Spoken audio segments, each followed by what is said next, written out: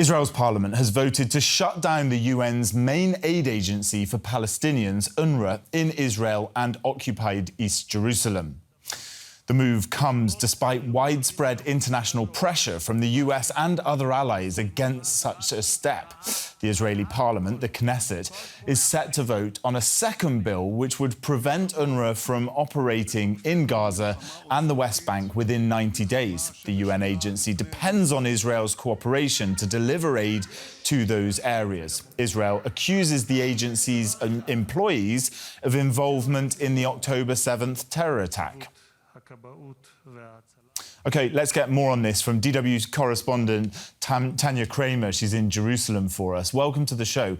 Can you tell us a bit more about these bills, Tania? Yeah, it's a very significant and very serious move by Israel's parliament to shut down and basically prohibit UNRWA, who has been serving Palestinians or giving services to Palestinian refugees for over 70 years. Now, this bill effectively prohibits UNRWA from operating in Israeli territory, and what that means is basically it has its headquarters in occupied East Jerusalem. So we're expecting this headquarters where the management is and everything else to shut down, but it will also severely limit its abilities to work in the occupied West Bank and in particular, of course, in Gaza, where it's one of the key humanitarian players there, providing aid to and health services, schools, whatever, to Palestinians there. Now, the bill also imposes a so-called non-contact policy with UNRWA, and it also revokes an agreement that was agreed upon in 1967 that regulated the activities of UNRWA in here in the region. Now, this means, in practical terms, most likely UNRWA staff, international staff in particular, will not receive any work permits anymore, any visas. There will be no deconfliction measures, no coordination anymore with the military, and that is so important, especially in Gaza. Staff might not be able to cross any checkpoints or come into the country or into the occupied West Bank or in Gaza because borders are controlled by Israel. So all of this together makes this a very consequential move and very dangerous move as well.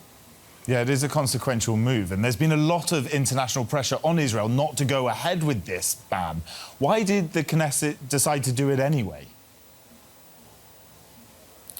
Well, I mean, since its beginnings in the 1950s, UNRWA has always fought with either it was close to be shut down because of funding problems, but also in recent years, basically there was a lot of harsh criticism by Israeli officials, but also lobby groups, that it said UNRWA is perpetuating the Palestinian refugee issue. But what came on top of that was the allegations that UNRWA staff has participated in the October 7 terror attacks. Now, UNRWA at the time reacted very quickly.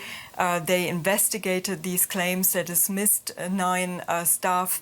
And, its supporters say that it is a small number from a very, very large organization. But basically what happened is in Israel, especially these lawmakers, and you have to see that it was an overwhelming majority of lawmakers voting for those 2 bills, also from the opposition, painting the whole organization as a problem.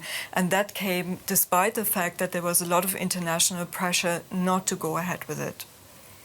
Tania, thank you so much for joining us on the show. That's Tania Krämer, DW correspondent in Jerusalem.